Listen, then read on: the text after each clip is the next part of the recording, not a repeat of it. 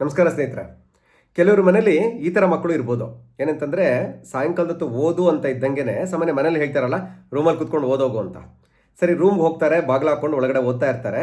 ಹೊರಗಡೆ ಒಂಚೂರು ಶಬ್ದ ಆದರೆ ಸಾಕು, ಠಣ್ ಅಂತ ಬಾಗಿಲು ತಗೊಂಡು ಆಚೆ ಬಂದುಬಿಡ್ತಾರೆ ಮಕ್ಕಳು. ಬಂದವ್ರ ಜೊತೆ ಮಾತಾಡೋಕ್ಕೆ ಶುರು ಮಾಡಿಬಿಡ್ತಾರೆ. ತಾಯಂದ್ರು ಮನೆಯಲ್ಲಿ ಮಕ್ಕಳಿಗೆ ಓದು ಅಂದರೆ ಸಾಕು, ಅವಾಗಲೇ ಪ್ರಪಂಚದಲ್ಲಿ ಇಲ್ಲದೇ ಇರೋ ಡೌಟ್ಸ್ ಎಲ್ಲ ಬರೋಕ್ಕೆ ಶುರು ಆಗ್ಬಿಡುತ್ತೆ ಅವ್ರಿಗೆ. ಬಂದು ಏನೇನೋ ಡೌಟ್ಸ್ ಕೇಳ್ತಾ ಮಾತಾಡ್ತಾ ನಿಂತ್ಕೊಂಡ್ಬಿಡ್ತಾರೆ. ತಾಯಿಗೆ ಓದು ಅಂತ ಹೇಳಿದ್ದೆ ಮರೆಸ್ಬಿಡ್ತಾರೆ ಬೇಕಾರೆ. ಈ ಥರ ಮಕ್ಕಳು ಇದ್ದಾರಲ್ಲ, ಇವರು ಒಂದು ಕ್ಯಾಟಗರಿ. ಓದು ಅಂದ ತಕ್ಷಣ ತುಂಬ ಮಾತಾಡೋದು, ಬಂದವ್ರ ಜೊತೆ ಎಲ್ಲ ಮಾತಾಡೋದು, ಓಕೆ, ರೂಮಲ್ಲಿದ್ದರೆ ಆಚೆ ಬಂದು ಮಾತಾಡೋಕ್ಕೆ ಶುರು ಮಾಡೋದು, ಯಾವಾಗಲೂ ಸಂತೋಷವಾಗಿರೋದು. ಆಮೇಲೆ ಏನಾದ್ರು ಬೈದರೆ ಸಾಕು, ಓದು ಗೊತ್ತಾಗಲ್ವಾ ಅಂತ ಅಮ್ಮ ಏನನ್ನ ಬೈದರೆ ಅವ್ರೇನು ಬೇಜಾರು ಮಾಡ್ಕೊಳ್ಳಲ್ಲ, ಭಾಳ ಸಮಾಧಾನ ಕೇಳ್ತಾರೆ. ಸಮಾಧಾನ ಸಮಾಧಾನ ಸಮಾಧಾನ, ಓದ್ತೀನಿ ಬಿಡು ಅಂತ ಅವರು ಅಮ್ಮಂಗೆ ಸಮಾಧಾನ ಮಾಡಿಸಿ ನಗು ಬರಂಗೆ ಮಾಡಿಬಿಡ್ತಾರೆ. ಅಷ್ಟೇ, ಆ ಕೋಪ ಎಲ್ಲ ಹೋಗಿಸ್ಬಿಡ್ತಾರೆ. ಈ ಥರ ಮಕ್ಕಳು ಒಂದು ಕ್ಯಾಟಗರಿ. ಎರಡನೇದು ಅಂತಂದರೆ ಎಕ್ಸಾಕ್ಟ್ಲಿ ರಿವರ್ಸು.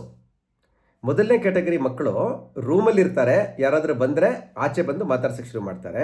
ಆದರೆ ಈ ಮಕ್ಕಳು ಯಾವಾಗಲೂ ಕ್ವೈಟಾಗಿರ್ತಾರೆ, ಭಾಳ ಡಿಗ್ನಿಫೈಡ್ ಆಗಿರ್ತಾರೆ, ತುಂಬ ಸೆನ್ಸಿಟಿವ್ ಆಗಿರ್ತಾರೆ.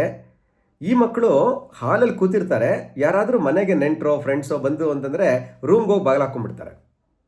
ಅವ್ರಿಗೆ ಓದು ಅಂತ ಬೈಯೋ ಅವಶ್ಯಕತೆ ಇಲ್ಲ, ಅವರೇ ಓದ್ತಾರೆ. ಮೊದಲನೇ ಕ್ಯಾಟಗರಿ ಮಕ್ಕಳು ಹೇಳಿದ್ನಲ್ಲ, ಅವ್ರನ್ನ ಬೈದರೆ ಆ್ಯಕ್ಚುಲಾಗಿ ಅವ್ರೇನು ಬೇಜಾರು ಮಾಡ್ಕೊಳ್ಳಲ್ಲ, ನಿಮಗೆ ನಗು ಬರೋಂಗೆ ಮಾಡಿಬಿಡ್ತಾರೆ. ಆದರೆ ಈ ಮಕ್ಕಳು ಭಾಳ ಸೆನ್ಸಿಟಿವ್ ಇರ್ತಾರೆ, ಇವ್ರನ್ನ ಬೈಯೋ ಅವಶ್ಯಕತೆ ಇಲ್ಲ. ಒಂದು ಸ್ವಲ್ಪ ಜೋರಾಗಿ ಹಿಂಗೆ ಮಾತಾಡಿದ್ರೆ ಸಾಕು, ಅಥವಾ ಮುಖಾನ ಒಂದು ಸ್ವಲ್ಪ ಸ್ಟೇರ್ ಮಾಡಿದ್ರೆ ಸಾಕು, ಭಾಳ ಅವಮಾನ ಆಯಿತು ಅಂತ ಅಳಕ್ಕೆ ಶುರು ಮಾಡಿಬಿಡ್ತಾರೆ. ತುಂಬ ಸೆನ್ಸಿಟಿವ್ ಆಗಿರ್ತಾರೆ ಈ ಮಕ್ಕಳು. ಆದರೆ ಈ ಮಕ್ಕಳು ಹ್ಯಾಂಡ್ ರೈಟಿಂಗ್ ತುಂಬ ಚೆನ್ನಾಗಿರುತ್ತೆ, ಪ್ರಾಜೆಕ್ಟ್ ವರ್ಕ್ ಚೆನ್ನಾಗಿ ಮಾಡ್ತಾ ಇರ್ತಾರೆ, ತುಂಬ ಕ್ವೈಟಾಗಿ, ತುಂಬ ಡಿಗ್ನಿಫೈಡ್ ಆಗಿ, ಸೈಲೆಂಟಾಗಿ ಇರ್ತಾರೆ. ಇದು ಇನ್ನೊಂದು ಥರ ಮಕ್ಕಳು. ಮೂರನೇ ಥರ ಮಕ್ಕಳು ಓದು ಅಂದರೆ ಸಾಕು ಕಣ್ಮುಚ್ಕೊಂಡ್ಬಿಡ್ತಾರೆ, ತುಂಬ ಕ್ವೈಟಾಗಿರಬೇಕು ಅಂತಾರೆ, ಟಿ ವಿ ಹಾಕಬಾರ್ದು ಅಂತಾರೆ. ಇದು ಒಂದು. ಇನ್ನೊಂದು ಥರ ಮಕ್ಕಳು ಓದು ಅಂದರೆ ಸಾಕು ಟಿ ವಿ ಆನ್ ಮಾಡೋ, ಮ್ಯೂಸಿಕ್ ಹಾಕು, ಮ್ಯೂಸಿಕ್ ಹಾಕಿದ್ರೇ ನಂಗೆ ಓದೋಕ್ಕಾಗೋದು ಅಂತಾರೆ. ಇನ್ನು ಕೆಲವು ಮಕ್ಕಳು ಓದಪ್ಪ ಅಂದರೆ ಸಾಕು ಪುಸ್ತಕ ಹಾಕ್ಕೊಂಡು ಮನೆಯೆಲ್ಲ ಓಡಾಡೋಕ್ಕೆ ಶುರು ಮಾಡ್ತಾರೆ.